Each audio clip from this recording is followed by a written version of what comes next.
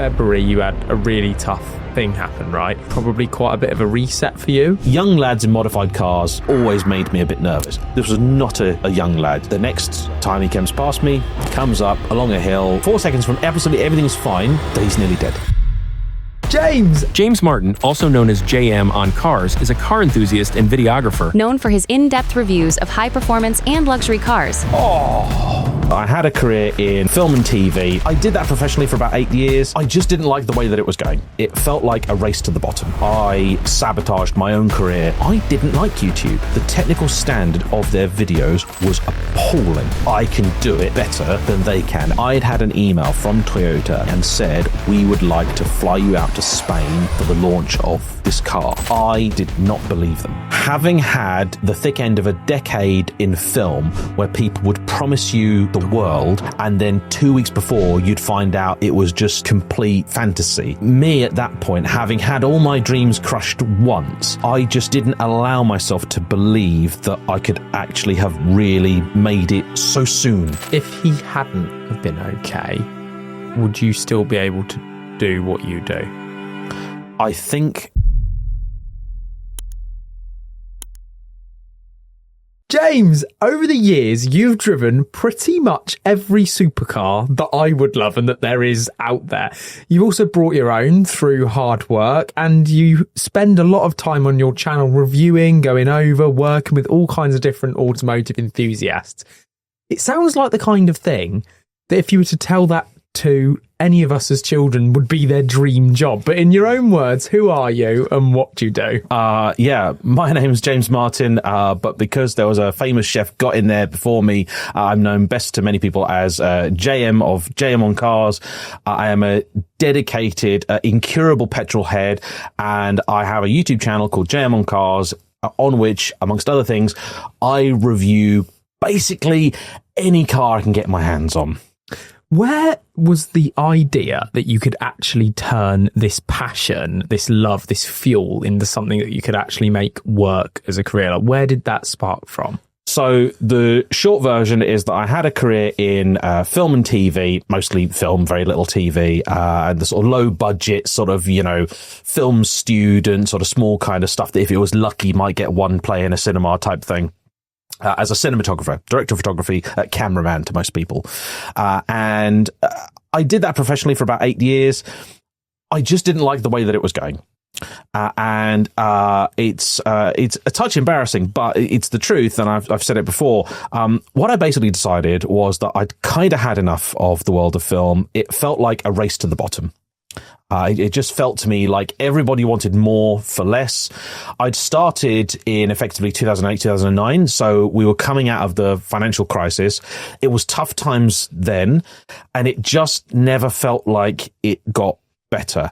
And what was happening was there used to be in the world of film, different stepping stones to get, from your film school to Hollywood. Right. And if my life had gone as I planned it, we'd be sat in your US van, down in Santa Monica, nipping out for froyo when it gets a little bit too warm and the AC packs or up. Shrimp. Yeah. And just having a great old time. But as it was, 7 years after graduating, I was working on the same size of film that I was when I was effectively a fresh-faced, just recent graduate. In fact, in a lot of ways, I was working on smaller stuff because people had less money. And I knew that the death knell came when I started having meetings with people. And a key part of any meeting about a film project is like, okay, what budget is my department going to have? Because, and again, you've got to remember, this is 15 years ago. So things like DSLRs with video existed, but they weren't as good as they are now. So you could get a lot done for not too much, but you just ultimately needed to spend money. And I would have meetings with people where they would describe stuff like, yes, we're going to have a crane shot come in and we're going to do this. And then, of course, drones, not a thing. We want to do all this crazy, mad stuff. We want a camera to like fly through the middle of the van and then out and then run around and do all this stuff. And you go like, okay, wait, hang on. How much money have we got? And in the old days, as I call them, people would say, "Oh, we've got like a couple of grand in this and the other," and then you have to break a lot of hearts. You go, "I'm really sorry, and I know that you've seen this." I have the same thing in my agency. Yeah, right. And you go, "Look, I know that you've seen someone do this shot in a van, but it wasn't actually a real van. It was inside a studio, and at the drop of a hat, this wall could vanish, and a camera could appear, and then you pull back, and the wall could go up. You're going to rent an actual van, so where the hell am I going to stand?" A few years in, and what was happening is people were saying, well, that really depends on how much we get from the Kickstarter. And you go, "What?" And they say, "Well, we actually haven't got a budget yet. What we're going to do is we're going to do a crowdfund." And the thing is, like, look, I'm really sorry, but unless you've got a real special interest story to tell that's going to have a real impact or support a particular community or, some sort of social thing you're trying to do, or somehow you've managed to bag, Benedict Cumberbatch has said, "I'll be in your film if you can get me 10 grand or something like that." No, I do not know how much Benedict Cumberbatch costs. I suspect probably more than 10 grand. Yeah. Back then, maybe it could have been done. Now, I don't think he'll answer the phone for that. Anyway, Benedict, hit me up. Basically, people would just think that random strangers would fund their hobbies. And I know some big filmmakers actually do that now, but like if you're Martin Scorsese, you get people to fund you a film. If you're just Martin Johnson, of the street, why was anyone going to do that? So I just saw this was all going to fall apart, and I felt it was falling apart. I owned a lot of camera kit that I'd built up over years and years and years, because whenever I made any money on a job, it just went straight back into the camera kit. So for context, how old were you there? I would have been, come the end of this, 26, give or take. Yeah. And if we take just a brief pause, were you a happy 26? No. Because that vision of what you had, where you wanted to be when you were younger, were you unhappy due to the fact you didn't quite feel you were on the rails with that? Oh, yeah. Yeah, very much so. I was an extraordinarily happy 20-year-old or 21-year-old because within a year or so of graduating film school, I was DP, which is a very senior position, on a £500,000 feature film with Adam Deacon in it, who at the time was doing really well. He won the Orange Rising Star Award while we were shooting. We had well-known people in it. We had David Ajala, who's gone on to do absolutely amazing things. We had Sir Geoff Hurst, the footballer. So I've now given away one of the projects that I've worked on. So this is possibly going to come back to haunt me. But anyway, and I was like 21. And I could go, at 21 years old, I could go to the cinema and see my name, and I was sat there going, oh, this is easy. Cool. This is great. And it basically just, there were some things that happened immediately after. There were a couple of big projects that should have happened immediately after that. And they're both disintegrated, like within about a week of each other. Which put me in a really bad situation. I effectively had to leave London because of it, because I then broke up with my other half at the time, and unfortunately her dad was the guarantor on our flat, so that was a real setback. But I moved out to the countryside, rebuilt, rejigged. Took me a year or two to sort of get back to where I was, but it was okay. Managed to start doing things again. Had a network of people that I really liked. Did some projects that I was very, very proud of. A load of projects that I wasn't at all, but, they paid the bills. And this is the way for everybody in media, But it just got to the point where I just felt like, what am I doing? I'm going nowhere. And when you're then suddenly closer to 30 than you are 20, and you go, hang on a minute, 21-year-old me who thought, that's it, give it half hour, Hollywood would be calling, would be thinking, what's going on? What have you done? What have you achieved in life? I desperately wanted a Ferrari on the driveway. It was just, especially when you're young, it's easy to be like, yes, one day there's going to be a Ferrari on the driveway because damn it, that's going to happen. But then you sort of get to the point where you're like, yeah, I'm sort of struggling to keep a BMW going here. And I just thought, this is not working. And I think as a business person, after you've done something for a number of years, and it's either flatlining or going down, you've got to ask yourself that basic question of, is there something I can do to improve this and fix it? Or is this as good as it's going to get? And if that's the case, what are you going to do about it? Can I ask, did you start to have a slight resentment for bullshit along that time? Like, hearing how you were with those projects. Yeah. About things that seemed like they were something else. Yeah. It seemed like one after another starts to just chip away at how much you're annoyed about something. Sometimes one thing happens, you think, I'm a bit annoyed about that. Happens again, you think, fucking, that really annoys me when that happens. And it happens again, you go, right. These people start to irritate me. And the reason I ask it is for a little bit later in the podcast. Yeah. But I'm interested, did you start to have that resentment of just people and bullshit? This is, and I'm kind of at peace with it now. Like, there are benefits. Usually young you never believes it, but there are benefits to being a bit older. It is one of my greatest character flaws that I have absolutely no tolerance whatsoever for horseplay of any description. And I remember really well when we were at film school, a bunch of the other students nipped off to the Cannes Film Festival. Now, Cannes, a lot of people misunderstand. It has changed over the years, but Cannes is actually primarily a film market. This is where distributors and people that are making films go to sell a film. So you might have gone a major film for a bit of budget or whatever, and you then go there because you're like, right, I want to get this in cinemas in the USA. I want to get this in cinemas in Uruguay. Like, you know, German TV is interested. Like you meet and greet. It's almost like an expo kind of thing. And the film festival happens alongside it. With people with iPads and TV camera going, what's this, please? Yeah, basically it's that. So half my class cleared off to go to the Cannes Film Festival. And half of us were left there, and our cinematography tutor, an amazing guy called Paul Wheeler, who's sadly no longer with us, he was just sat there so pissed because he's like, right, you're all students. Like, you are not yet actual filmmakers, you know? It'd be a bit like somebody that's, you know, studying to become a race driver, leaving their race training and nipping off to the, you know, awards dinner for the Formula One. You're like, no. That's what you get when you've done the job. You've got to learn to do the job first. And so, yeah, but me and him, we always got on really, really well because we're very much kindred spirits in that, you know, very direct, very no bullshit. Like, you tell me what you want, I'll do it. And, you know, if you were my director and I was your DOP, like, if I've done something you don't like and you say, I don't like it, like, I am not going to take any offense to that, like, whatsoever, because my job is to get you what you want. The one thing I can't deal with is if you would say, I don't like it. Okay, why? I don't know.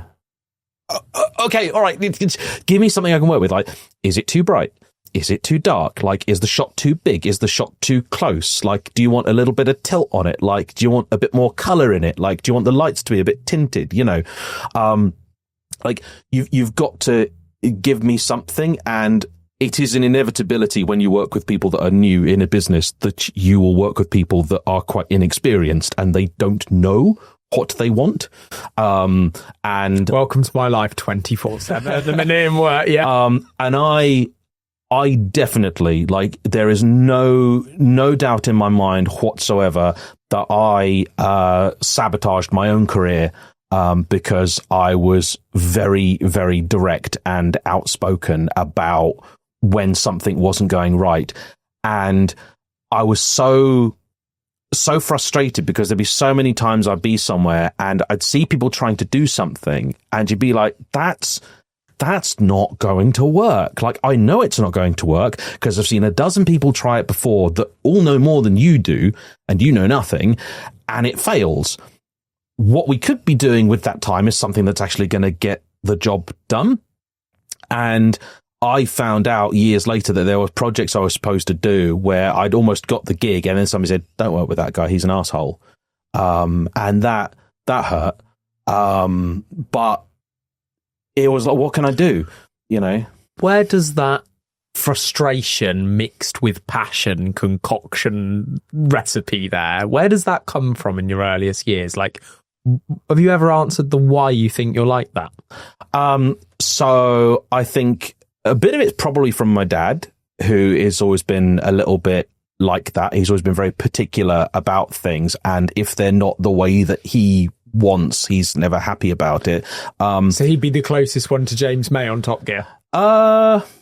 Yeah, in some ways. I think, honestly, he's probably not like any of them, but yeah. He was also the sort of person where if he said that he wanted you to do something and there was something in your way of doing it, if you just tell him, okay, if you want me to do this, I'm going to need this, he would go, I'll get it for you. Like, that's the way that he works. And I'm very much the same, where it's like, you know, if you said like, okay, we need more people on this bench. Okay, well, do you need me to shuffle up? Just tell me shuffle up and I'll shuffle up. Like, just tell me and I'll do it. So I had, to give you an idea like how my brain kind of works, I had, when I was working in film, 2 rules for any new assistant, right? And number 1 is never leave the lens case in particular, or any box, closed but unlocked.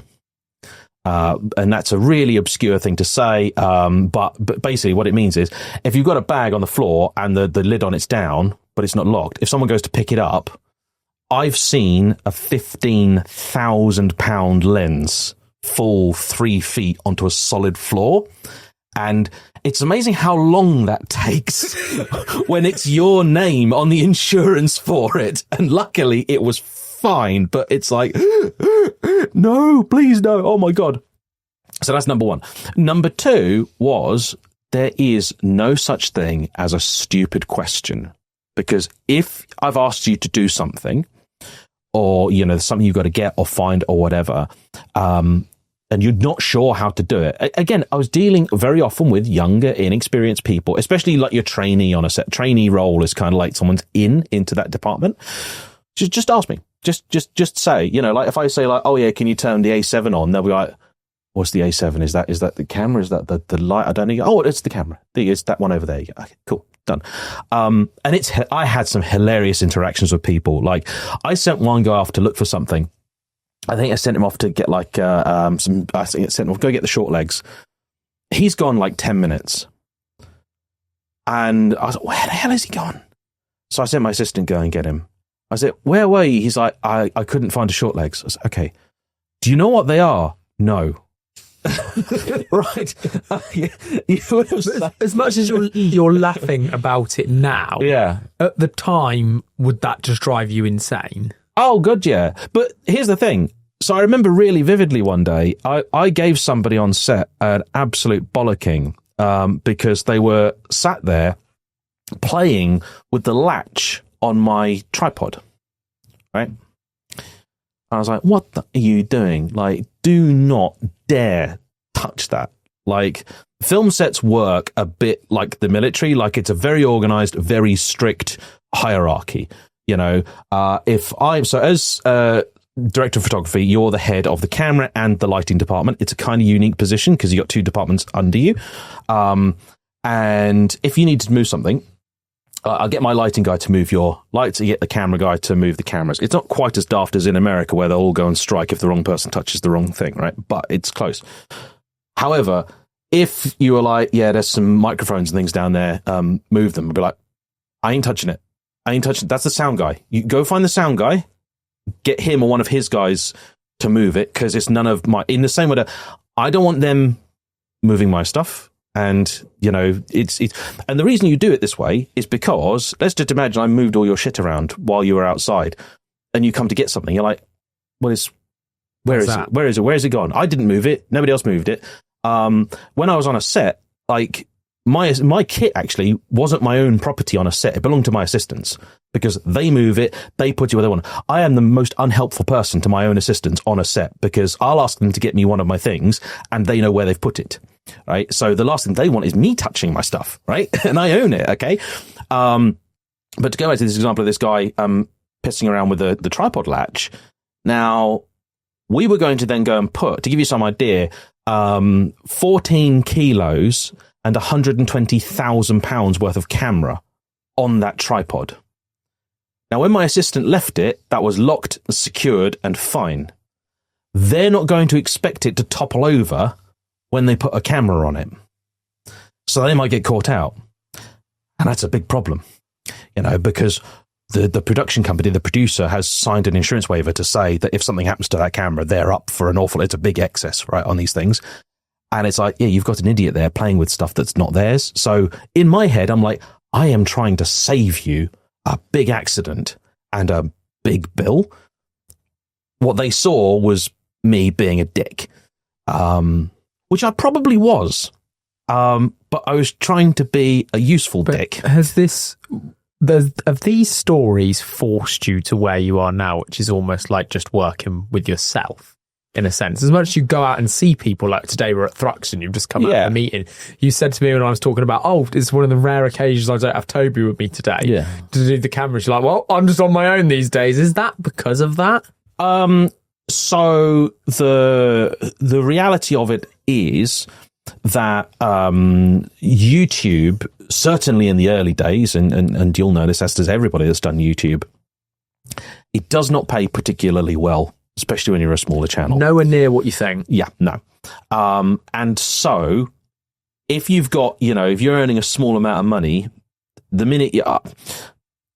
So I suppose I was my own worst enemy, because also having come from this world of film where people always expect guys to do lots for very little, I don't like that. My mantra was always, I will hire anybody to do a job for free once, because either they're good enough that I'll have them back, in which case they're worth paying, or they're so crap at it, I don't want them anywhere near my stuff because they're going to do more harm than good. Right? It's as simple as that. And I take the same approach when I started doing YouTube. Now, of course, the problem is in the early days, I'm not earning any money. Like none. My first year in YouTube, and of course I was lucky because when I started it, you could monetize basically instantly. But my first year, my turnover was 158 quid. So, wow. Yeah, right. And was that something you chose to do full time at that point? Yeah. So basically the short version of how I got into it is that having decided that filmmaking wasn't really going anywhere, I effectively made the slightly knobbish decision to pretend that I'd made it, sell all of my film kit, because I'd done my maths and realised that I was effectively subsidising other people's hobbies. The money I was getting paid was just about covering the depreciation on my kit. And I was only just about able to make ends meet at home. I was not living the lavish, lovely lifestyle, Ferrari. No, not even close. The Ferrari was getting further away. Right. So I had like a nice car for a little bit. I had a Z4M coupe, and this will make you laugh. It was a Z4M coupe. It actually belonged to my stepmother, and I bought it for about 14.5 grand or something like that. But it had like 27,000 miles on it, and I was utterly terrified of depreciating it and losing money. So I sold it. So I then decided I had about, give or take, 100 grand of camera kit. So the main thing that I actually sold to then fund the YouTube, I had 5 lenses, and between them they were worth $105,000. Now, I got really lucky because when I bought them, I paid $105,000 for them. And when I sold them for $105,000. But the exchange rate had changed in that time. So I probably made about 7 or 8 grand. Another thing that had happened was that I was working on a film over in Liverpool, classic low budget feature film type thing, takes like 4 or 5 weeks. And I had gone to a production company that I used to buy stuff off. It's a sales company rather than production company, sorry. And they just bought, literally a container full of old film cameras. And I was like, oh, this is really, really cool. Like, this is awesome. And I spoke to the guy there that I knew, and I was like, yeah, cool. I'm quite interested in buying one of these proper 35mm camera. This camera, when it was new, probably have cost about 150 grand or so. And they were selling it for 3. Film camera stuff. It's like all work tools. Either it's working and worth money, or it's basically had its day and it's worth nothing. So I said, I'd like to buy this almost as just like a piece of art, for the house. And I was going to try and knock them down on the price. And I said, look, have you got a battery that I can test it? TV cameras work on 12 volt, film cameras work on 24 volt. And they're like, nope. I was like, right, have you got any film so I can run a scratch test? Nope. Right, okay. So let me come down and have a look. And they had boxes and boxes and boxes of these things.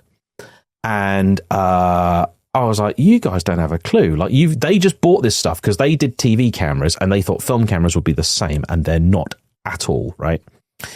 And so I said, look, you guys don't have a clue what you've got. These cameras could be okay. They could be absolutely screwed, effectively. I'll give you $1,000 for one of them. Because I need to take it back to mine, I need to test it, I need to do all this. There's all this sort of stuff you would need to do. It's like a 2-day job, basically, to properly test and check everything up, because there's so many pieces with it, right? And they just have boxes and boxes and boxes of stuff. So I bought this camera off them for $1,000. Took it back home, did all my checks and tests and everything, and it actually turned out it was okay. I was like, cool, happy days. I went off to go and do this shoot in Liverpool, and I just thought cheekily, I was like, you know what? I'm just going to put this camera up on eBay for $3,000. And while I was away, it sold. Someone bought it. I was like, I just made 2,000 quid. Holy shit. So I phoned the guys up. I was like, you still got the other two? Yeah. Can I buy another one for $1,000? Yeah. Okay. I put that back up on eBay. Sold the next day. I was like, I've just made £4,000 in about an hour's worth of listing, plus obviously a couple of days of testing everything. That was twice what I was being paid for a month's worth of work. You know, long days. And what age was that? I was 25, give or take. So I was like, hang on a minute. So I went back to the company. I was like, right, they got about a dozen different cameras. No, maybe more. No, it was more, because there's 16mm stuff as well. So I did a deal. I said, look, you guys don't actually know what you've got. You've got no idea. You don't know how to test it. You don't know how to check it. And what happened was every other day they were phoning me because someone phoned them asking about these cameras, and they didn't know about them. They didn't know what a ground glass was. They didn't know what aspect ratios the things ran in. They didn't know what frame rates it ran. They had no idea.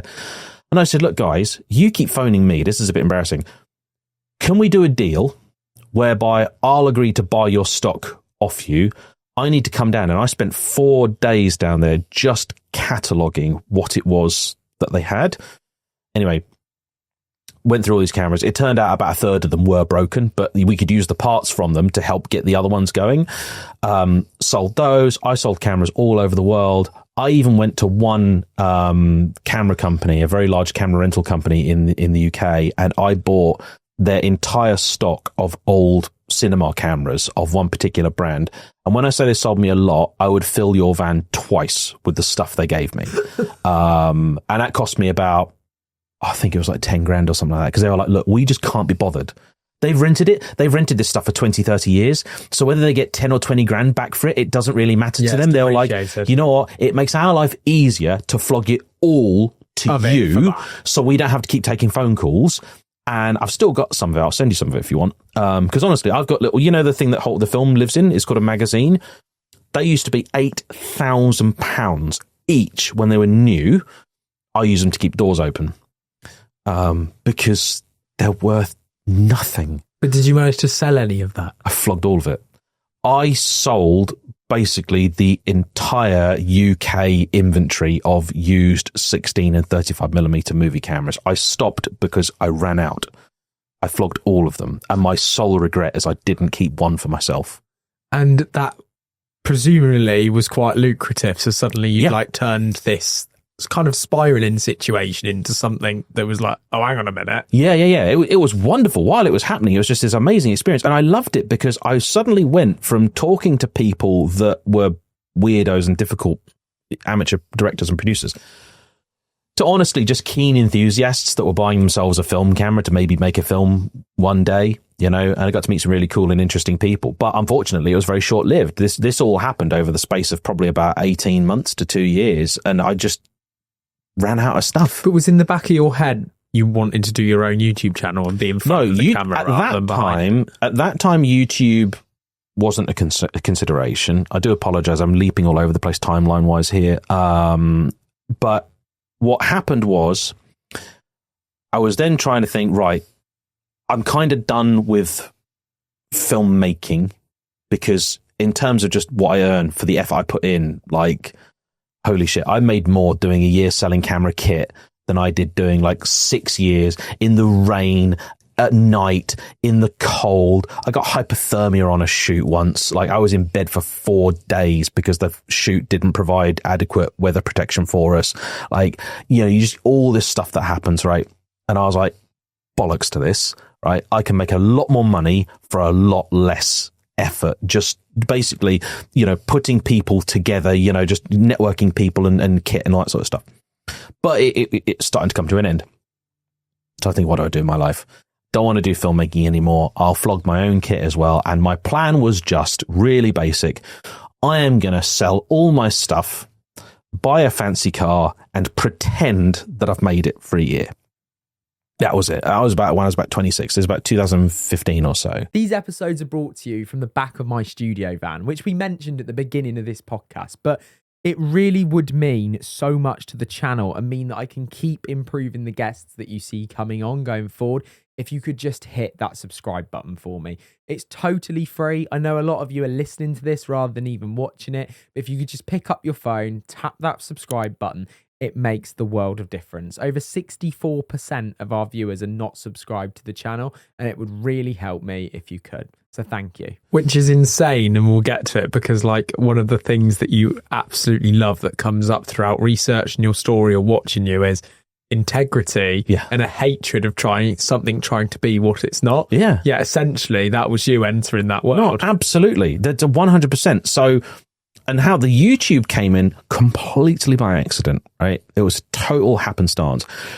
I was thinking at the time, so my dad had floated an idea of maybe doing classic car rentals, right? You know, these companies like the Cotswolds rental type thing where you're like, come and borrow an MGB for the weekend and tart around with your missus and a picnic hamper and that type of thing for a few £100.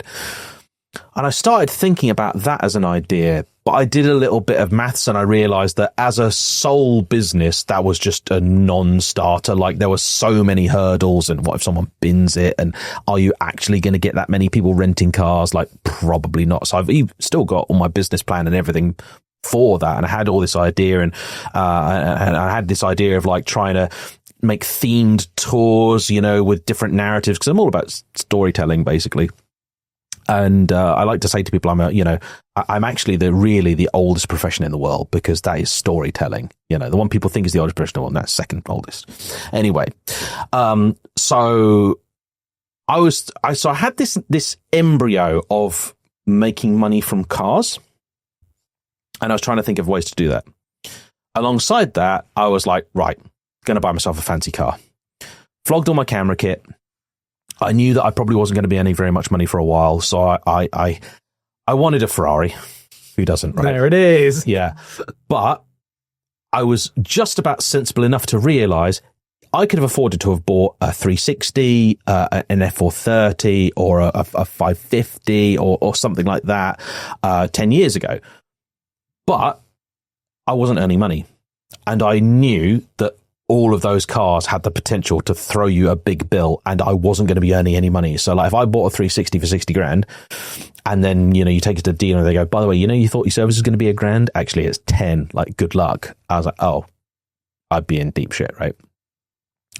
So I started thinking, okay, all right, I probably need something a bit more realistic, a bit more reliable. You know, Audi R8 was a consideration, but I had driven an R8. I thought that wasn't maybe a great idea. So I'd had a job for a short while working for an independent sports car specialist, trying to convince them, this might make you laugh. 13 years ago, I was trying to tell people that the future of car sales was video, and they just weren't having it. They were just like, no, pointless. Who wants video? How do video sell a car? I was like, no, it really will. And these were also like specialist Porsches and things that at the time were really rising in value, you know, because I was like, a new Boxster, what's the point of making a video? But if you're trying to sell like an old 911 for 300 grand to a guy that maybe lives in Hong Kong, a video could be the thing that convinces them to get on a plane and come over. And I actually made a video of a Shelby Daytona coupe for a guy in Hong Kong, and he saw the video, got on a plane, came over, bought the car. So I went, Cool. My video helped sell that car, didn't it? Yes, it did. Cool. Are you going to give me a commission? No. Right. Okay. Thanks. So that didn't work out. But while I was looking at what car to buy for myself, I started watching YouTube. And this is actually really unusual for me. I didn't like YouTube. Now, obviously modern viewers kind of might not remember it, but you will. Like 10, 15 years ago, YouTube was very, very different to how it is now. Like even the interface, it looked cheap. Like it felt cheap and nasty. 100%. It was not the slick operation that it is now, like at all. I preferred Vimeo, but Vimeo then went a totally different direction. I actually, and to this day, still for my sins, I don't like watching car reviews. I prefer reading them. It's just me. But I was looking at various different things, R8s, old Ferrari videos, of course, because who doesn't? Naturally, many, many episodes of Top Gear. And a brand that really interested me was Lotus. So, and the Evora 400 had just come out, and I started watching videos on that. And I laughed because I noticed the fact that all the car reviews of it were on the same roads in the same crap weather.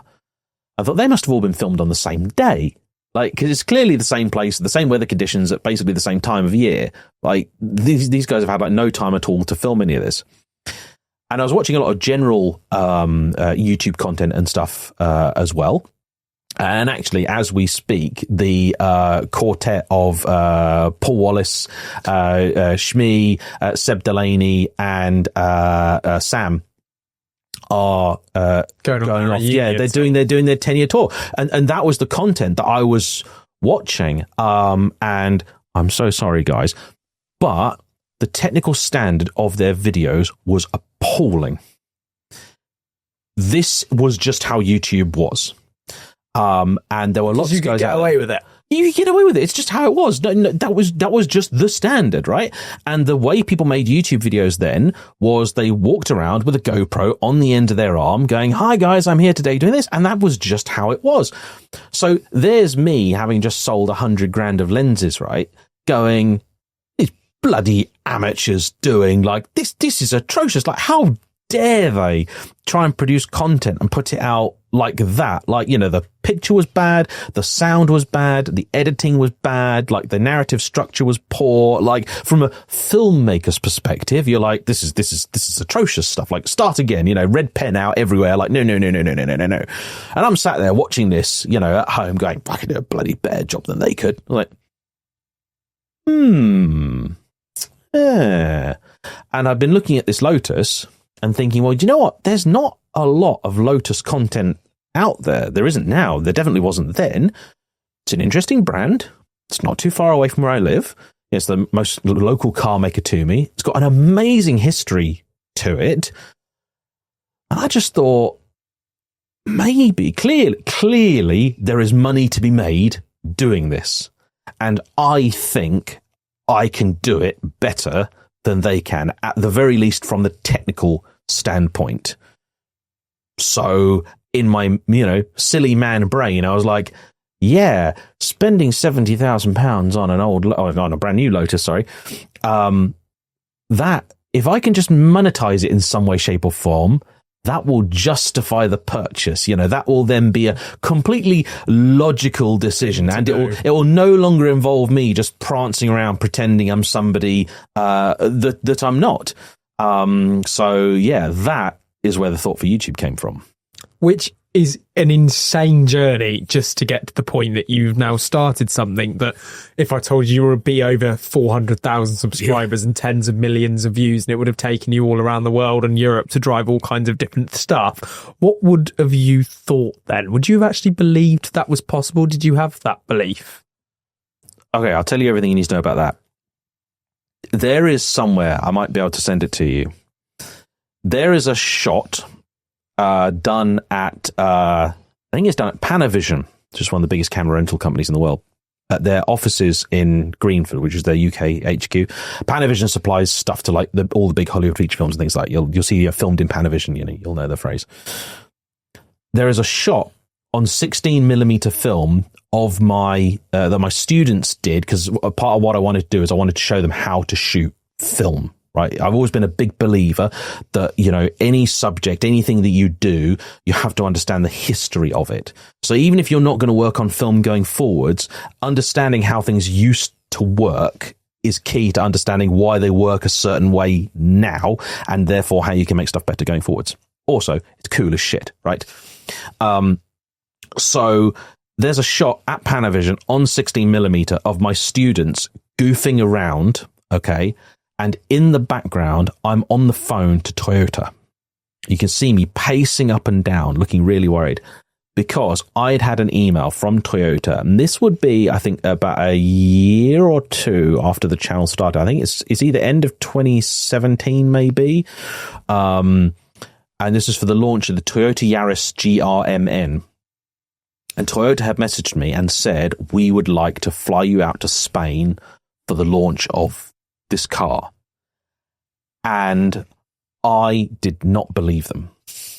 Having had, you know, the thick end of a decade in film where people would promise you the world, and then 2 weeks before you'd find out it was just complete, you know, fantasy, right? Me at that point, having had all my dreams crushed once, I just didn't allow myself to believe that I could actually have really made it so soon, because having gone through that elation when I was 21 of being like, I've got this, I've smashed it, I've done it, like, you know, this is brilliant. You know, when I started film school, I was just turned 18, and the oldest student there was 27, and my plan, my promise to myself was that by the time I was her age, I was going to have made it properly. I was going to be in Hollywood, being, you know, the big guy. I was going to be with the red Ferrari, cruising with the top down, pretending to be Magnum PI, right? You know, I would have made it. I'd be the guy that everybody wants to work with, and it just didn't work out that way. So it was only when he actually sent me the plane tickets that I let myself believe that it was really happening. It was so mad, right? You're like, Toyota are flying me to Spain? Like, I mean, first off, like, Toyota are talking to me. I'd also had a bit of an incident, maybe the wrong word. I'd almost got my first press car a little bit before that, which was a Xenos. Yeah. I happened to know somebody. I'd had a meeting with the guys that running Xenos, really liked what they were doing. And then it turned out that their marketing guy was somebody that happened to know me from the world of film, and said, hey, I see you're doing YouTube now. Would you like to come and drive a Xenos? And I said, yeah, that'd be really cool, because it's, again, really exciting to be at the beginnings of a company. And they said to me, oh, you can come out and film, but by the way, the weather is crap, much like at the minute. There's a storm going on. It's freezing cold. Like, it was December. It's like, do you really want to be driving a Xenos in December? So I said, if you're happy to wait like another 6 weeks, hopefully the weather will be a little bit better, but also you'll be able to drive the same car that I think James May maybe had driven on, I think it might actually have been Top Gear. And it's like, that's really cool. Yes, please. I'll have that one.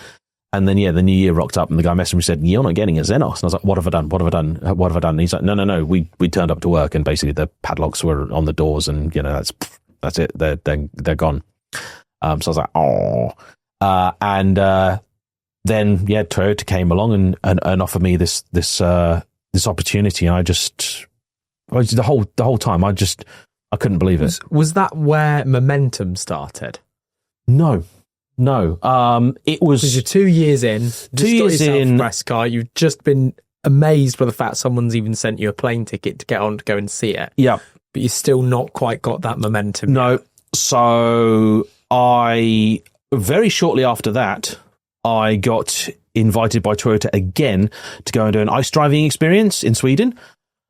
The best things in the world ever. Right. And I must now add, because I genuinely understand what you're saying, because I took my Toyota GI Yaris when I had it to do an ice driving in Sweden. Yeah. And it is hands down, even after being on racetracks and Silverstone and being lucky enough to do so much stuff, the single most fun driving experience I've ever had. Right. So that was also amazing. Although the only terrifying thing was they had lots of the Yaris GRMNs there. And they're telling us like, oh, by the way, there are only 600 of these in the world. Like, don't break one. It's like, why is it here? Like, don't tell us that. Like, why are you letting us drive it around a frozen lake? Like, just give us broke mine. Yeah, like, give us the scabby old GT86s that are all duct taped together, you know, barely held up, you know, with drift stitched and everything. Like, that's fine. I did that. And then after that, radio silence.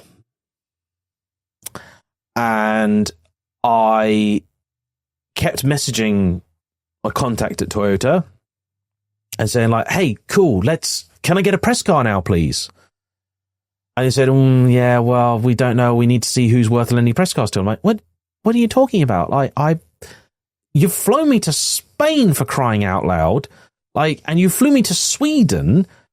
Surely that means I'm worth giving a press car to. You know, anything, please give me an IGO. You know, I'll be grateful. Like, and basically it was like, nope. Now there's some corporate politics going on behind the scenes there that I won't go into, and I found out about many, many moons later. I am delighted to say that I now have an excellent relationship with Toyota Lexus once again. But a thread that I have found over the years is that you don't really have relationship with companies. Okay. You have a relationship with the people at a company, and overnight you can find yourself going from flavor of the month to persona non grata, and the other way as well. You know, my first time ever driving a Maserati press car was last week when they flew me out to Italy to drive the MC Pura. You know, after about 6 years of asking. You know, but it just so happened, change of personnel, the new guy coming in knew me and said, James, why don't we deal with you? I don't know. Many of you might not know this, but away from the recordings that I do in my van studios, I've actually got a digital marketing agency. Now, we specialise in a lot of automotive clients, but we cover everything really. Our team is made up of PPC specialists, SEO specialists, and the most talented designers I've ever seen, which have done work like the Starnagloss website, the TWR website, and many more. We've actually just built Icon Box for the Auto Alex crew as well, meaning that people that watch their channel can buy their favourite merch seamlessly and in style. So if you're interested in starting a project and you'd love to speak to us, just tap the link below and let's hop on a call. So after hundreds of thousands of subscribers and trips prior to that Maserati trip that was super uber cool, do you still get as excited? Yeah, I do. So are you absolutely certain that this is what you were always meant to do? I don't know about that. I think I do sometimes say to people, I was like, look, I was at a stage in my life where I didn't really know what direction I was going in. And if you could turn your assets into a tangible thing and lay them on a table, I was like, what have I got? Well, I can operate a camera, I can edit, I can talk an awful lot of bollocks about cars. So I suppose, I don't know, I like to think of it as I was doomed to do this, as opposed to fated maybe. But I love it. I wouldn't have it any other way. When did you decide to buy that red Ferrari? So that was a big deal. And that was also a really weird place in life. So having had this joy and then failure when I was 21, and then the same thing again when I was about 27 or so, 28 with Toyota, with like this success, road trips and everything, and then we're not working with you anymore. And not knowing what on earth I'd done wrong. Which again is a real personal blow, because you have that taste, you get that. It's like, being sat down in like the finest restaurant in London and just getting the appetizer and going, this is the most amazing I've done. And then someone saying, I'm sorry, Mr. Fowler, actually, this is not your table. You're booked in the McDonald's next door. And then you're being forcibly removed from the building, So I'd had that with Toyota, and, then in 2019, this is where it gets where I actually start to know dates for sure. A funny thing happened. A good friend of mine and his father both bought McLarens. And they asked me to take them to the McLaren dealer basically as chauffeur at a BMW 760 Li at the time, which is my first ever V12, cool as hell car, right? So, and by this point as well, like I'd sold a lot of my cars because YouTube was sort of improving, but it wasn't covering its costs. It was still a money losing thing. So I was getting a bit better known and things were going on the up, but just not quick enough. And I was sort of slowly approaching 50,000 subscribers, but it felt like it was taking flipping ages, right? And I think I'd started making enough money that I could pay my fuel costs, right? That's kind of where I was at.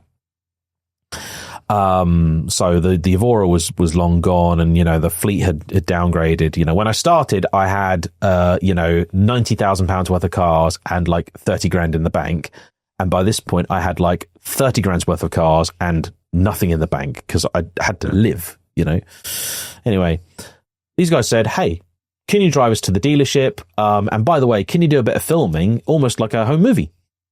Like it's their first supercars, both of them. And, father and son, I got a real weakness for father and son stories because I love this sort of, generational passing of the torch thing. Like, honestly, if you ever catch me watching Disney Pixar's Cars, I will just turn into a blubbering mess. Like, I cannot get through that film with a dry eye. It just can't be done. Anyway, I said, yeah, of course I can. I'd be delighted to. And we get there and everyone's all very excited and everything. And anyway, long story short, it turns into a total shit show. The cars weren't even there. You would have expected, you go buy a car, right? I mean, hey, you go and buy like a £10,000 Corolla and you expect to get to the dealer and it's under a little red cover and they go, ta-da, there's your car. You spend 400,000 quid on two McLarens, and you expect, a velvet champagne red models. Cover and champagne and this and other. Instead, what happened was we got there and there was the world's most anemic chicken salad you've ever seen. Which, the sort of food you see when people are on a diet, but they're sad inside, and you're like, I'm eating this because the diet is working, but I hate every single bite. It's that sort of thing. And we got there and they're like, where are the cars? Like, they're not actually here. What do you mean they're not here? They're like, they're at a service centre 9 miles down the road because they're still prepping them. So they're trying to distract us with stuff. And then eventually, like, one of the techs just turns up in the car park with one of the cars and is like, yeah, there's your car. Like, right, okay. And then the other car turns up. We start looking over them. There's bubbling on the PPF. One of them, the bumper's cracked. There's a litany of issues. I forget some of them now. In any case, one of the cars was bad enough. We actually stayed there overnight to give them some time to try and rectify the problem. And then from then on, it just got worse and worse and worse and worse and worse and worse and worse. And this was shambolic. And the way the dealer was, and I mean, it just got like, one of the cars was broken. So we got a courtesy car. That broke. Like, it was just, I mean, Did you say this was 2019? 2019, December 2019. It's funny, that was when I had my first wave of McLaren problems with a 570, and I had a very similar experience. I've actually got a 600 LT now, after years of boycotting the brand. Yeah.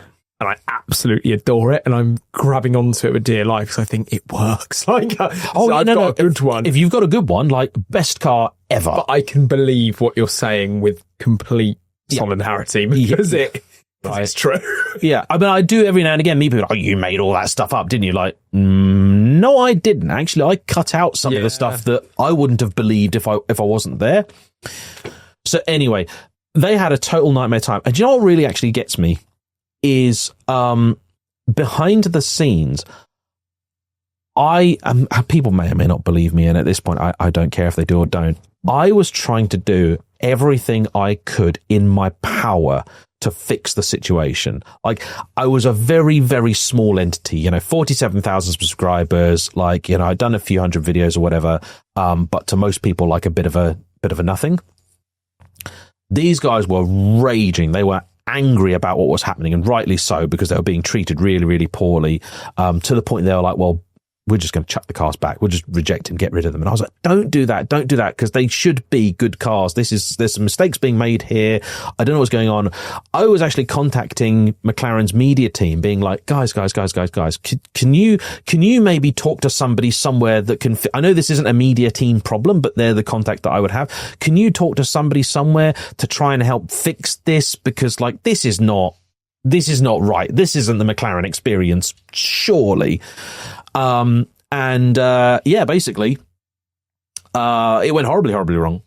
To the point that I then decided to make a video about it, because I was like, I just can't believe how badly my friends have been treated by this company. This should have been the best experience of their lives, motoring lives anyway. And it was rubbish, right? To put it politely. So I made a video about it, released that week before Christmas, maybe even a few days before Christmas. 800,000 views. It went nuts. Was that before the app even existed, the studio? No, we had that. You had that. So I was glued to your phone. I was in my then fairly new girlfriend's family's house for Christmas, welded to my phone, going, oh my God. Like that rush, and you must have had it, when you've got something and it's going nuts and you're like, I don't believe this. I mean, I remember the first time I had a video go really well. It's me and a mate. We bought an MG ZS sight unseen on eBay for 500 quid. And this video did 350,000 views back when I had like a few thousand subscribers. And I remember he was staying in my spare room and I was staying in my room, and we're watching going like, it's at 200,000 now. And then refresh like 205,000 now. And you're like, surely it's going to stop. Like, no, it's not stopping. And this McLaren one, it went nuts. I went from struggling to get towards 50,000 subscribers to near 80,000 subscribers in like a month. That was just like that was unbelievable. But when I'd had that MG video go out, you can still see it on my analytics. You get the line there, and it's going up and up and up ever so slightly, and then there's this huge spike, but then it just drops right back down. And then it just carries on. And it was if that spike was never there. So there I was. And do you know what? I was so annoyed with myself, because I was like, why did I have to release this just before Christmas? Like, because everybody's going to stop watching it on Christmas Day. The funny thing was, I can tell you when British people have their Christmas Day dinner and sit down with the family based on my analytics from the video, because you can see in the morning the views going up and up and up and up and up. They dip a little bit at breakfast time, then they keep going nuts till about like 2:30, 3 o'clock when people sat down for Christmas dinner, and then at like 6 o'clock onwards they carried on. You can map out Christmas Day. It's brilliant. So this had happened. I'd been given this amazing gift of all these new subscribers, all these new people. And the funny thing was, of course, this video was not my normal content. My normal content is me out driving and reviewing cars. It was, and it still is. This was me sat in my room for 45 minutes, basically having a go about what I thought was a really awful situation. It was an awful situation. So you've got all these new viewers, and all of a sudden my thought was like, right, I've had it before where you have this big spike and I just lost it. It went away. The last thing you ever want on YouTube is dead subscribers, effectively. You don't want people that have ticked that box so they saw one video that they liked. A bit like that band where you're like that one popular hit that they had, but actually everything else they've ever done is nothing like it, So I thought, right, okay, I've got these people, we've got them, it's Christmas, it's New Year, shit, I don't have anything in the can. I've got no content to put out. So as soon as I got home, it's like, right, McLaren Part 2, let's just get some more stuff out there. Let's get something out there to hold on to those viewers, and I managed to do it. So, you could see, rather than before where you had a big spike and a drop, you had the spike, and then when it settled, it was higher than it was before. And this has happened a few times. So when I say to people now on YouTube, it's I don't really believe it's a growth curve. It's a staircase. And that's how it's always been to me. You'll be going along fine. It'll feel like things aren't really getting any better. And then something will happen. You'll get this big audience come in. And all of a sudden you're like, my new normal is now 20% better than it was. So how did you go from there to Red Ferrari? Good question. So I really am sorry. It's such a long-winded thing. So the point I was ultimately making is 21, elatement followed by disappointment. 26, elatement followed by disappointment. 27, 28 years old, whatever it was. Elatement, subscriber base nearly doubled, nearly 1 million views on a video. I've got it. I've done it. I've cracked YouTube in January of 2020. So yeah, we all know what comes after that. So I was out working, filming. The February that year was glorious. The weather was beautiful. We'd gone on holiday to Florida. I drove a Polaris slingshot several hundred miles to go and meet Tavares, who was lovely and really kind and really nice. And that was super exciting because that was like, holy shit, he's a real YouTuber. I mean, the thing I kind of left out as well is like throughout, I do and have always done a very good job of probably coming across as quite arrogant. The truth is that for the vast majority of my time, just in whatever it is that I've done, I have had like industrial quantities of like imposter syndrome. Like, and YouTube, to be quite honest with you, I think the only way you can actually make it work is just fake it till you make it. Like, I think that's the nature of the beast. Like, having now come through it, and I don't consider myself to have a large channel, but I consider it to be like a good sized channel, right? And it provides me a nice living. I think the only way you can do it is just act from day one as if it's already a success. I think whatever you do in life, I think if you have to try and project a sort of positive-ish image if you can. I've not always been very good at that. Anyway, so I gone to Florida in February with the family. Yeah, met Tavares, which was really, really cool. Got to see his 675 LT and his setup there. And of course, you're like, wow, this is the YouTube dream. Like, I am on my way. You know, I start talking to car companies who all of a sudden now they are being responsive. Because I'd emailed Jaguar like a couple of years before saying, hey, can I have a press car? And they just said, look, you're not big enough. And I said, okay, what's big enough? They said 50,000 subscribers. Okay, cool. So I came back to them like, hey, I got the subs now. Like, can we do something? Yes, we can. This is all so exciting. And then meanwhile, there's this like, you know, in the background, there's a sort of, oh, by the way, someone in China has got the sniffles. And it's like, whatever, it's not a problem. And, you know, then all of a sudden they're like, oh, yeah, no, it's come to Europe. And you're like, still a long, long way away. And I was working at I was working with a company down in Essex called Total Head Turners, who do chiefly like replicas, Cobras, GT40s, that kind of stuff. And I was having a great old time. I was driving down there in my S2000, roof down, enjoying the weather, like on top of the world. And there'd been murmurings that we were maybe going to have to go into a lockdown, but it's fine. It'll be 3 weeks. It'll all blow over, like not a problem. Oh, a guy had also messaged me and said, by the way, do you want to come to Japan? I'll pay for your plane ticket to come to Japan, right? And drive my cars. So I booked that. Like everything was going great. Everything was finally on track. And, then I'd left my kit. I'd even left my film kit at this company because I'd done half my filming one day. I was like, yeah, see you tomorrow, lads. Left my camera bag and tripod there.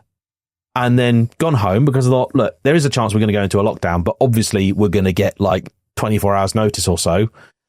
Nope. Boris comes on. Yeah, everyone, you are staying at home. I was like, oh. Now, luckily, because these guys didn't just do sales, they did service and repair, which was considered essential. They were still there the next day, so I could at least go in and get my stuff. And of course, then you have to ask yourself this really big important question of like, do I still work? Because clearly I'm not a nurse. I'm not vital to the community's, continuation or whatever. I'm not a police officer. I'm not, doing anything that's actually essential. But I also wasn't going to go on furlough. I wasn't going to get any particular help to keep going. Any government support that was coming out was either going to be a loan that had to be repaid, which means you have to earn money, or it was going to be based on your profits from the last 3 years. I'd only just started making a profit. So I'm sat there going, oh, bugger. So what I thought was, okay, right. Here's a situation. I can't do anything about it. Right. It is what it is. Now, and of course, there were so many questions. Of course, now with hindsight, we're a lot more informed, and there's lots of conspiracy theories and things involved with this, and I don't really want to get into them because it's horrible business. But at the time, we just didn't know the answers. Right. So everyone was very concerned. I also was living very, very closely to and seeing on a daily basis my 80-odd-year-old grandmother. And it was very, very clear then that, like, if I got infected, I was probably going to be okay, but she wasn't. So I had to be cautious. So basically, we managed to find a way that I could finish filming what I needed to get these videos done in a way that was going to be, compliant with the recommendations and things at the time. I came home. My whole schedule, I had like 2 months, maybe even 3, of filming all planned out. And, overnight, everything was cancelled. The whole calendar was gone. It's okay. All right. So I thought, right, this is a bad old situation, but I've got to try and make something good out of it. So I thought, okay, all right, how do I make a win out of this? Well, all right, James, nobody's going to work really. What are they going to be doing? They're going to be sat at home on their sofa, on their iPad, on their laptop, on their computer, whatever. They're going to be watching YouTube. They'll be bored out of their minds, trying to find something to keep them occupied because the pubs are shut, everything's shut, restaurants are shut. I can't go out, can't go clubbing. They're going to be watching YouTube. So I was like, okay, all right. Now, a lot of other YouTubers had, you could tell that the way they filmed was they filmed one day, released the next, sometimes even the same day. And those guys were in real trouble because they stopped immediately. And I'd learned earlier when the Beast from the East came along that it was always good to have a bit of a buffer. It helped as well that I didn't really tend to do brand new car content, so it was never that time sensitive. So I'd always worked with a bit of a buffer for my content. And at this point in time, because I'd had quite a good February, being nice, I'd actually got quite a bit done. I'd even filmed while I was away in Florida. Like, there was loads of stuff going on. So I sat down and I thought, right, everybody else has taken their foot off the gas. I'm going to put mine down. So while they're putting out less content than ever before, I'm going to put out more content than ever before. So I got out a calendar, and to this day, I actually do my calendars super old fashioned. I go to calendars or printacalendar.com, print a calendar out, and I just write on it in pencil and then pen. And I thought, okay, assuming that I cannot film any more content using my current release schedule, which I think was 3 videos a week or so, how much have I got in the bank? And the answer was, if I did a couple of talking heads here and there just in my garage, I got 2 months worth of content. So I was like, great, let's just get it out there. Let's just start releasing the content. And it worked. The problem is, views went up, revenue went down. Because the other thing that happened is I just got my first proper channel sponsor, which was a leasing company. And they phoned me and said, we're not selling cars. Yeah. We've got no money. So I managed to do something to counteract it, which is that I had never until that point run mid-roll ads in any of my videos. And the reason for that was I had this theory. Whether it was accurate or not, I just don't know, but I like to think there was something sensible about it. YouTube obviously uses a variety of different factors to work out whether your channel is good or your video is good or this, that, and the other. And one of the metrics is view time. And I don't know about you, I have never personally watched any video on Facebook beyond the first advert, ever. because usually it's like really early on. It's like a minute in, and I have yet to be hooked by the video, and it's on Facebook, so it's not a great place to watch videos anyway. You know, so to me, every advert in a video is basically a question to the audience of, are you enjoying this? Like, are you enjoying this enough to sit through this minute or two of stuff you're not interested in? You decided to put them on. So I decided to put them on because I thought, I don't know how else I'm going to get any more money. So, because, you know, I ran an ad at the start and end of the video and none in the middle for the first like 3 years or so. Because my theory was, if my videos are being watched for longer, maybe the YouTube will consider it a better channel and push them a little bit more. And if I'm maybe not earning quite as much money as I would, but the channel's growing quicker, that's the compromise. Especially when you're talking about like earning figures in the hundreds of pounds a year. It's like, do you want to earn 650 quid this year? Or 660 quid. I'm trying to see how this goes from this to Ferrari at the minute. I'm so sorry. I'm the worst storyteller ever. Basically, I turned on mid-roll ads. I didn't just recover the lost money. I made more. Like, way more. I'd had a goal in December that I'd managed to break in 2019, my first month making £1,000 YouTube. And I thought, right, December, I'm going to pack it out with videos. I made it a British car month. I had a week of Jaguar stuff, week of McLaren stuff, and some Morgan stuff as well. Then the McLaren video went gangbusters. And I thought, it's December, you get paid more money, you know, because tis the season, advertisers are spending loads. I thought, let's capitalize, let's release more videos and videos I think are going to do really well. I want to make £2,000 in December. Like, I'm going big. I'm going really, really big. I made 4. So I was like, oh yeah, you got this. When I turned mid-roll ads on, I felt like the world's biggest idiot because basically nobody noticed. There was not a single comment saying, James, you know, you started putting ads in your videos. Like, none. So you'd focused on something that in the reality you've actually missed out on a lot of money. Loads and loads.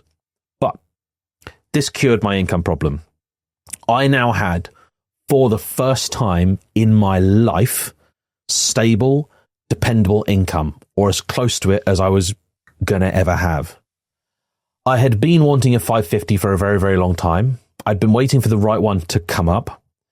I'd been saving and saving and saving. Every now and again, one would come up at sort of 50 to 60 grand. I had close to that saved up. And the other thing that happened, it all comes together, I promise you. What happened was, when COVID hit, I felt painfully close because now I had this regular income. I finally felt comfortable enough to say, if I buy a Ferrari and it breaks, I can earn the money to fix it. That was the thing that changed, right? Because the thing is, the Ferrari, the 550 and my Lotus Evora, which I bought like 4 years earlier, cost exactly the same, £68,000, right? Now, I originally was going to go and look at a 550 that was actually quite a bit less. It was about, I think I was asking 65 grand or so, but I thought there's got to be a deal to be had here because you could tell that it needed a bit of work and things, and, you know, the clutch hadn't been done in forever, and that's very expensive on those and all that. And I went to the guy's house to go and look at it because, again, it was sort of, I think, between lockdowns. It was one of those, like, do you remember those odd situations? You're allowed to go out if you say you can. Yeah. And also it's like, well, this is my business. Like, it was all very odd and weird and strange. And anyway, but it was a few months into things, so it was a bit more clear what was going on. I went to go and see this car at this guy's house. And I went in my S2000 and it was a lovely bit of Kent, like a really posh bit of Kent. You know, where you look at every house and you go like, every house has like a long wheelbase Range Rover on the driveway and it's like 4 stories tall. And you're behind these doors. Oh, yeah. You're just like, oh, there's nice. I pull into this guy's driveway because he's moved all his stock home. And I'm in my S2000 and it goes crunch. And I'm like, oh my God, like, and the S2000's got a tiny overhang at the front, what you must know. the Ferrari be doing? Right? I was like, how the hell does he get a 550 in this driveway? And when I turned up there, there's 3 out the front of his house. There was 2 550s and then a 575. And I looked at this 550. I mean, this whole time as well, I'm just thinking like, James, what are you doing here? You're looking at a Ferrari. Like, holy shit. Like, this is big. So I go to look at this car, and within a few seconds, I'm like, right, what is my first answer? It doesn't make the ramp in his driveway because the front is all crunched up. And it's like, that's not good. He was out. His partner was in, who handed me the history folder. I nearly put a huge dent in one of the other Ferraris because the check strap on the door had gone. So I opened the door, and rather than it holding itself, it just went whoosh. And I was like, oh shit. And I managed to grab it before it dented the car next to it. Every single panel on that car needed paintwork. Every single alloy was not just like a little bit damaged, like properly curbed. Like the rear lights were cracked. The dash leather had shrunk. I was like, nah. And I was like, I'm not an idiot. I know however much you think this is going to cost to fix, like it's going to be a lot more, right? It's a Ferrari, you know. And I just looked at it and he's like, are you interested in it? I'm like, dude, like for the money you want, like, I don't know. Meanwhile, I'd been talking to another guy who had a car that was red over cream. This one was silver over red, which is also not my favorite color combo. I would have got it resprayed and whatnot because I was buying this car for forever, right? And this thought was going through my head. Now, you're evidently a younger man than I. A lot of the car prices we see now came from 2008 because the global financial crisis hit. And new cars, like the value of them went through the floor, right? But old cars, all the classics, like every time you talk to people and they say, oh, I bought an F40 for 200 grand. You know, you're like, mad, isn't it? It's all pre-2008 because 2008, everything went to shit. And people wanted to find what can they put their money into that's still a good, solid asset. I remember Aston Martin releasing that they actually had their record year. It was like the year end, the global financial crisis, which was just potty. But that's exactly what you're talking about. Yeah, they're basically giving cars away, right? DBSs were supposed to be 175 grand. They were selling them for 125, right? This is also a fun fact for you. This is why so many DBSs and also things like Scuderias are in really boring colours because they were being bought by people who just spent like 200 grand on a car but didn't really want to turn up in a bright yellow 200 grand car because it would have been a bad look, you know? So they're like, I'll still buy the Aston, but let's get a dull colour for it, please. So I'd seen this happen. I'd seen these car prices go through the roof in hard times. So COVID comes around and everybody's going, no, it's going to shit. Not every car is going to be worth nothing at the end of this year. Like I was talking to people like, don't buy a Ferrari, James. Don't buy a Ferrari because in a year's time it's going to be worth half as much. In my head, I was thinking, no, there's a chance if the same thing happens as did in 2008, at the end of this year, the car will be worth twice as much. And I wasn't really worried about losing out on profit, right? I was worried about losing out on the opportunity to buy the car. Because I was like, at 50, 60 grand, which is what a really high mileage 550 was, I could have afforded it. 100 grand, not a chance. Couldn't do it. So, and a lot of 550s were and still are over 100 grand. So I was driving back up the M23, having seen this silver car and was just devastated because it was just such a snotter, right? It was an awful car. To the extent that I actually put pictures of it on a forum because I said to him, I was like, I don't know when you took the photos that you're using to list it, but like that car, that is not the same car. Like, and he's like, oh, 8 months ago. I was like, what have you done in that time? The Paris Dakar? Like, so I actually put some pictures up on a forum and then funnily enough, he changed his pictures like a week later. I don't like bullshit, right? Anyway, because I you know what I always think, this is one of the things, this has come back to haunt me a few times. I just don't want to be that person that maybe wanted that car and bought it remotely, right? And had it delivered and then was like, the hell is that? Like, that's not the car in the photos. It's gonna be, can you imagine if it was your first Ferrari and you got it and you're like, oh, this is going to kill you, this is going to break your heart? Anyway, I've been talking with another chap about this also high mileage car that was up at a higher price, but had also just had a lot of money spent on it. So appeared to be a better thing. He was asking like 75 grand for it or so. And I was like, look, that's too much. That's just too much. I had about, give or take, I think 55 grand or so saved up. So anyway, I had one guy who said he might be able to do finance. I'd never financed a car in my life, right? But I felt comfortable enough that I could have done it.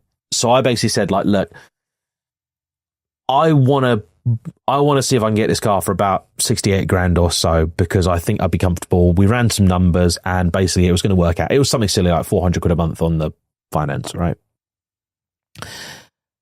And this guy was firm at like 70 odd grand, 75 grand or something like that. This was red over cream. This is the red over cream. Yeah. I pulled over a proper stop, not on the blooming hard shoulder, just off the M23. It was, again, roasting hot. It was a really weird day. With such a mixture of emotions running around. And I phoned this guy up and I just said, look, here's the deal. I am looking to buy my first Ferrari. I have always wanted a 550. You know, since I saw like the Clarkson video back in like 1996, I have always held it in like impossibly high regard. I do not want to buy this car to put it in a collection or put it in a garage. Like, I want to buy this to use it, to drive it, to love it, to enjoy. Like, this is like the realization of a dream for me. This car is going to go everywhere. Like, I am going to use it so much. Like, and I will take really good care of your car, but I just don't have the money that you're asking. Like, I think I can probably do about 68 grand. And he basically turned around and said, whether it's bullshit, I don't know. He said, look, I just turned down 70 from a dealer, but you can have it for 68. Okay. So then it's back on the phone to my finance guy. Right. Okay. He said he'll sell it for 68. Can we actually do the deal? He's like, yeah, okay. And I'd never done finance in my life. So I'm so panicked because it's still, this deal is still not across the line. Anyway, long story short, eventually, I think about a week or two later, we managed to get the agreement and everything was approved and sorted and done. And then so the one like most incredible experience of my life, I didn't even take a camera to do it because of course it was still that weird intermediate time. And you're like, I'm very painfully aware of the fact there are people out there losing jobs, losing loved ones, you're losing friends, things are not going so well for them. And I'm not going and buying a Ferrari. And on the one hand, I've got people messaging me going, James, I'm really grateful for your videos because, do you know what, I work, for the NHS as a nurse or doctor or whatever, and sometimes it's nice to just come home and turn on basically some bollocks, right? Just some nonsense about cars that doesn't really involve the real world. Like, that's just a really nice thing to have. And those comments mean a huge amount to me. Also, people going like, you arsehole, I've just lost my job. And my nan's just died and you're flaunting you're waving your Ferrari in my face, So you got to balance this stuff, right? So the whole process of going and getting the car and collecting it and everything, I did not film. Which is insane looking back. It's almost a bit like what you said about not keeping one of the cameras. Yeah. Yeah. Kind of wish I had, but I tell you what, the memories are crystal clear. If for no other reason than he was an absolutely lovely guy. Who happened actually to be like a minor TV celebrity, which I only sort of twigged like quite late on, and was actually a genuinely lovely chap. And he was selling the car. He'd only bought it because a friend of his had needed to sell it. So he did it to help a friend out, and he was selling it because his Diablo GT was coming back from being restored early. And the 550 had been sat in a garage with some really cool stuff, including a Pantera with a NASCAR engine in it, and a little Fiat Abarth 595 Tributo Ferrari. What did that Ferrari do for the channel? It did a lot. It did a hell of a lot. I think it gave it a bit of credibility. It unlocked some new audience. Gave me some more opportunities as well, because it then was something that I used. I mean, literally like the next day I was on the phone to Ferrari being like, look what I bought. And I knew that there was a lot of stuff I wanted to do with them, because having spoken to them before, there was loads of stuff they told me that they did that I was like, I don't know you do this. I mean, like, for example, like whether they do it or not, I don't know. Don't quote me on it. Do you know if you own a Ferrari and it hasn't been to a main dealer for a while, they have a special discount on parts and whatnot just to tempt you back to the main dealer.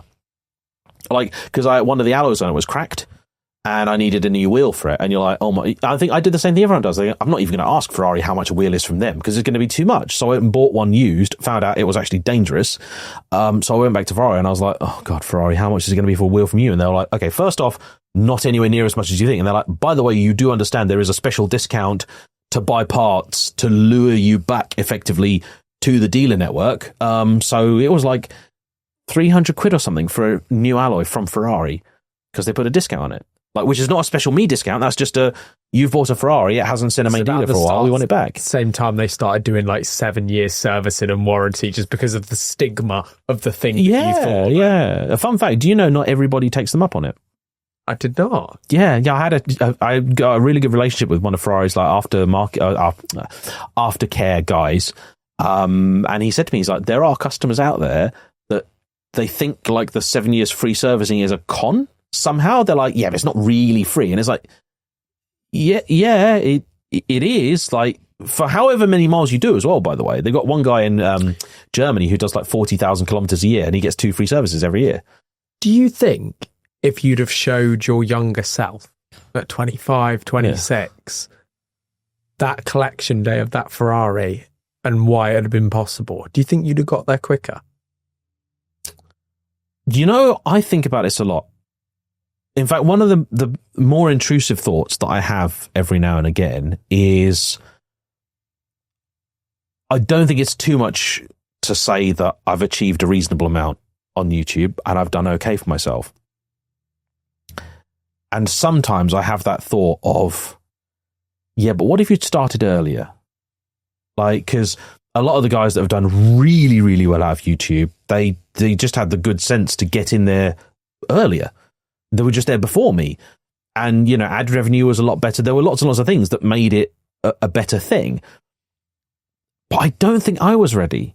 I think I had to learn a lot of the lessons that I did. I think I had to do it the hard way. But speaking about doing things the hard way, I remember seeing a video that probably in a negative sense, but also like I can draw similarities, is when you were sat with your friend watching that one go up at Christmas and the views just climb and climb and climb. In February, you had a really tough thing happen, right? Yeah. Which was probably quite a bit of a reset for you in terms of like the channel and how it worked. That was such a strange experience because up until then, my biggest fear really had been me binning someone's car. And to be perfectly honest with you, when you're driving somebody else's car, right, you just have to take out of your mind how much it's worth, right? Because if you start thinking about that kind of thing, that's like things will go wrong, right? And there's a reason that I'm very particular with where and when I drive people's cars, because you want to give yourself the minimum amount of reasons to be distracted. Right, because you're very logical. Yeah, and also because I'm already talking to the camera. Every now and again, I haven't had one for a while. Every now and again, I get people being like, "Why are you doing this? Talking to the camera while driving is really dangerous." And you're like, "What do you think I was going to do a car review doing?" Like, anyway.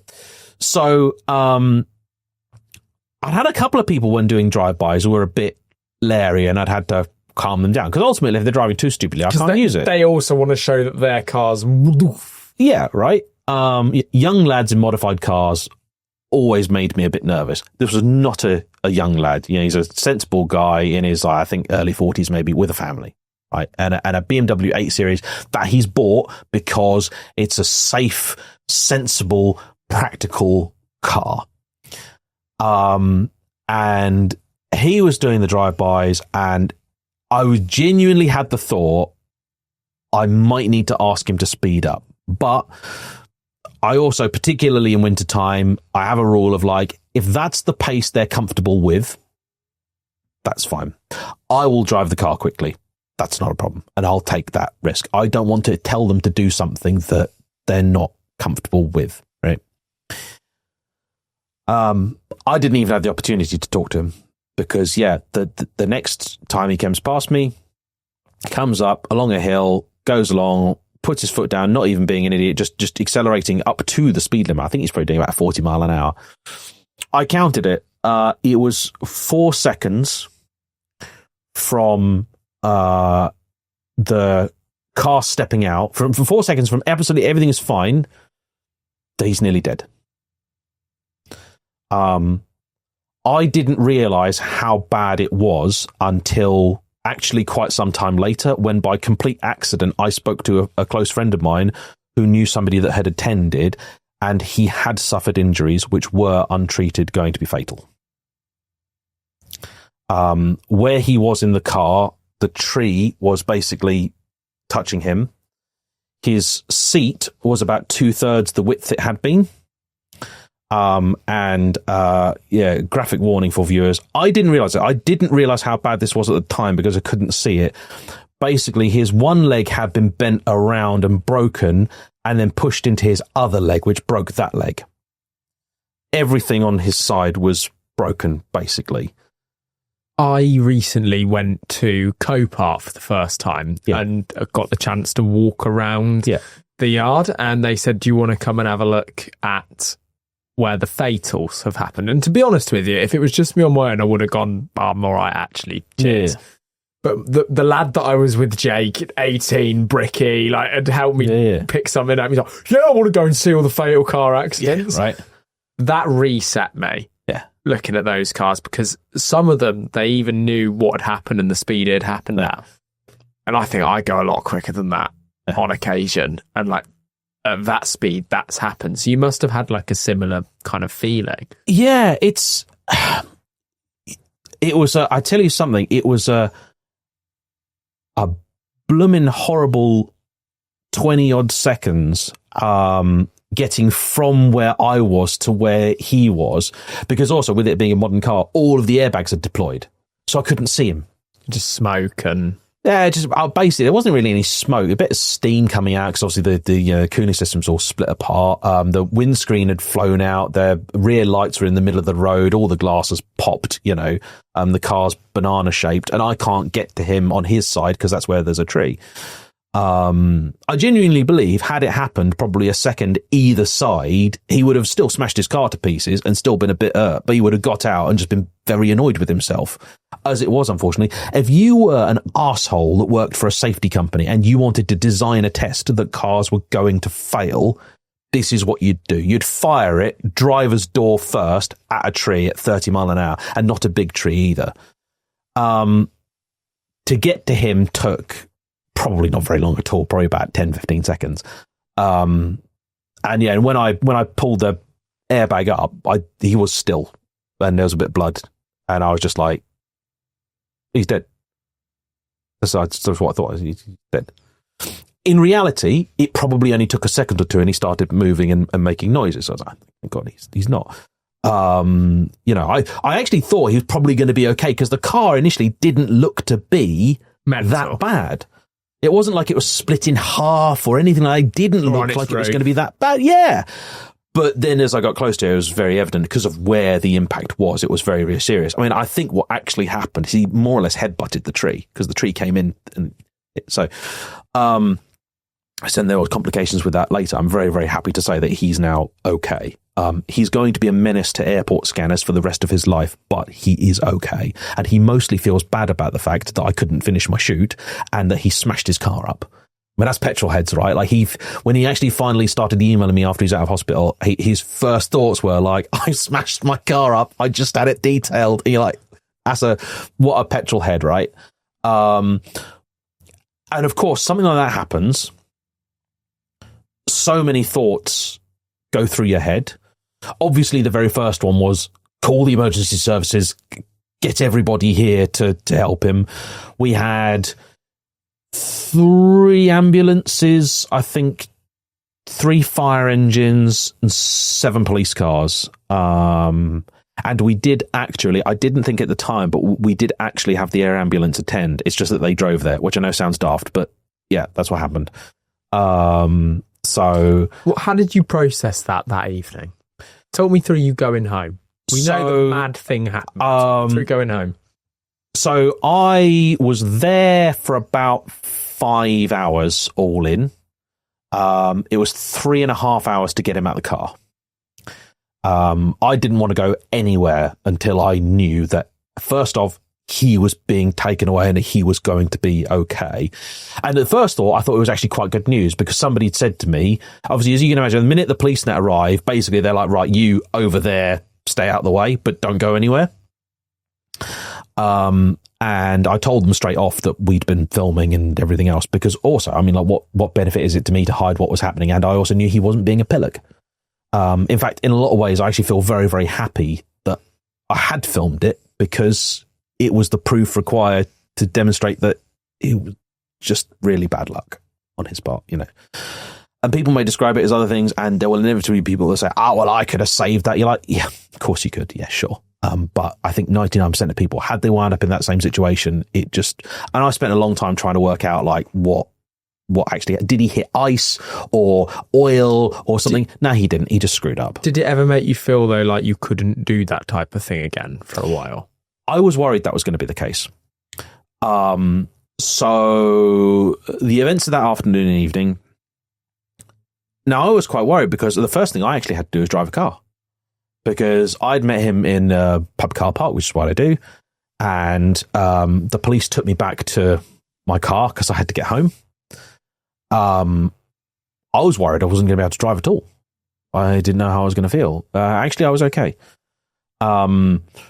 My friend Ant said, right, well, let's maybe see if we can get to the hospital or something and see if he's okay or whatever. And the problem is, of course, that, you know, modern rules and regs mean that they're not going to tell me anything. I'd asked them on the day or at the time, you know, what's going to happen? Where's he going to go? How do I keep up to date with this? And basically just said, look, you're not family. We can't tell you. So I hatched a bit of a plan, and I thought, right, I know where the accident has happened, and there's a 99% chance I know which hospital he's going to be going to. So I thought, the hospital won't tell me anything, because they shouldn't, right? I'm just a stranger, effectively. I said, but people are going to have questions, and his family are probably going to have questions, and his family are probably going to be there. So what I might be able to do is get something there so they can contact me. So what I did was, Ant came over. The first thing we did was went to where the crash had happened, just to see what was still left, because they'd actually said to me initially they weren't going to take the car away before they opened the road up. And I was very nervous about speculation about what had happened, right? Because the locals know that, you know, I film around that area and everything else. And actually, I have had countless times where people have phoned me and gone, oh my God, there's been a bad accident. Like, was it you? Like, no, I've been at home. Like, it's nothing to do with me. So after it got to the point where I couldn't do anything, one of the things I did was I phoned my family and said, like, look, by the way, you might see on the news that there has been an accident. Like, actually, this time, yes, it was me. But I am okay. The other guy is not so good. Anyway, we stopped off to see if the car was there. Actually, the car had gone. I think the car had been taken away before they opened the road again, which I was glad, because also, as you can imagine, by the time they actually got him out, the car looked even worse, because it now had no doors, no roof. Like, it is all a complete mess, right? And there was like medical, you know, when you have like, whatever you have one, an EKG, you get those little circular things, sort of little like daisies, like stuck on you type thing. Yeah. There must have been about 30 of them all over the place. Like, there was just like, it looked like basically an ambulance had turned up and just poured all its rubbish on the side of the road. Because obviously, this is not a complaint, they have a bigger priority than tidying up after they've done their job, right? There's, you know, so I tidied up after there's glass everywhere and bits of BMW. I was still finding bits of BMW 3 months later. Like, as the hedgerows got cut, I found like pieces of car and everything, and it was all from his car. Anyway, we went and got a card from a petrol station, and I put my name and number and stuff in it and put his name on the front of it, and went to the hospital with the intention of being able to just, like, here, I know this guy is in this hospital. Can this card get to him, please? While I was in the Q in A&E, the person in front of me was his wife. And she had no idea what had happened. The accident had happened at 10:30 in the morning. She only found out about it, I think, at 4:30 or something like that. And she didn't know where it happened because of the timing and everything. She thought it had happened on his way home, and they even told her it happened near the hospital. It didn't happen anywhere near the hospital. It happened like 25 miles away. So obviously she was kind of distracted, but I was like, right, here's my number. Please let me know. You keep me up to date and everything. And then she obviously also wanted to know what had happened. And she was honestly amazing because, as you can imagine, I was slightly concerned that, you know, me being the man her husband has come out to scene and now he's potentially near death, like that she would effectively want to throttle me, which I would have forgiven her for entirely. Actually, the most incredible person, completely level-headed, like totally like, you know, logical and reasonable at a time, I think, when most people would be forgiven for not being that way. Next step, I got home, obviously cleared out my calendar for the next like 2 weeks, just instantly. Wrestled with myself a little bit about whether to announce or not, because at this point, you are stuck between a rock and a hard place. Because you're like, do I say nothing, do nothing, mention nothing about it, and then a week later, a picture appears of a totally smashed up car and somebody putting my name next to it, and then people going, hang on a minute, James, you didn't say that this happened. You know, what's going on? You've hidden this from us. Like, well, no. What do I... It's tough, right? There is, I think, no probably correct choice. Certainly not one that's going to, you know, please everyone. So I thought, okay, with the limited information that I had, which is that there has been an accident, and at the time, he's going to be okay, but it's a big one. I just want to put out that, you know, something's happened. It was bad.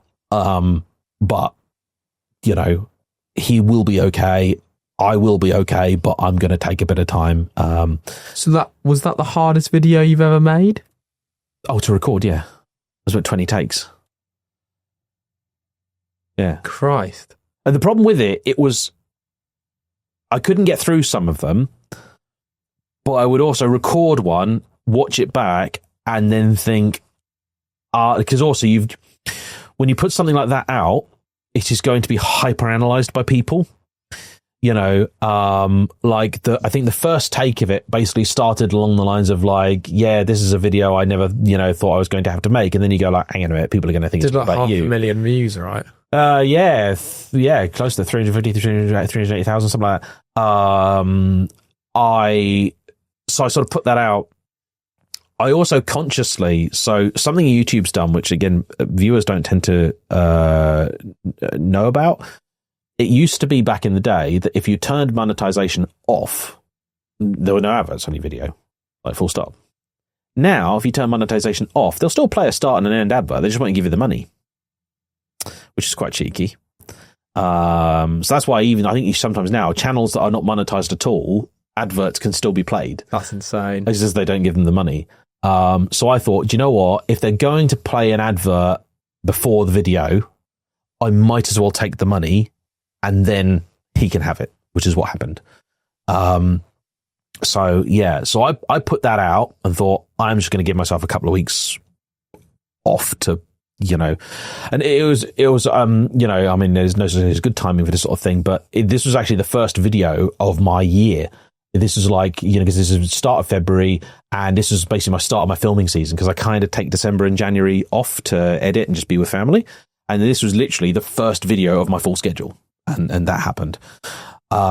So I took some time out, and then some friends of mine helped me film a few videos and I took the decision fairly early on. I was like, right, I need to get back in the saddle as soon as I can.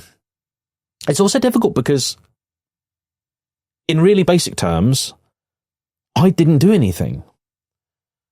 You're a passenger. Yeah. Wasn't even in the car. Which is almost worse, because if I'd done something wrong, you can fix it. But it's that being totally out of control and then realizing that I was always out of control. And something I always think of as well is like, okay, I saw the accident happen, but one thing I think a lot of people, especially like the idiots in the comment section, don't think of, you're like, there was lots of people commenting, being like, "Oh, this is why people shouldn't do videos on cars on the road, and you're a menace, and you're an idiot, and you're going to kill someone." And it's like, do you understand who the first person is that's likely to suffer if one of the people filming crashes their car? Is me. I'm stood next to the road. I'm stood a foot from the edge of the road. If somebody screws up, if he put his foot down 10 seconds earlier, the thing he hits isn't a tree. The thing he hits is me, which is also a thought that you try and suppress all the time and then starts coming back. Of course, while all this is going along, some poor bugger is in hospital in a bad way, and I didn't realise how bad he was. Because very early on in the first few days, I was speaking to his partner, and she was saying how, he was asking questions and talking and this and the other, and she was asking me, because obviously his memories get scrambled when these things happen. And so one of the reasons I felt comfortable to put the video out, which his partner did see before it went out, was that, okay, he's in the hospital, he's in a bad way, but he's up, he's talking, like, that's the main thing. Really, that's all that actually matters. I then found out a couple of weeks later that, yeah, he was unresponsive. So it's quite normal, apparently, for these things where there's serious head trauma, for people to appear fine, and then it gets worse. So actually, for me, the worst time was about 2 weeks after, because I then found out that, yeah, he's not responding.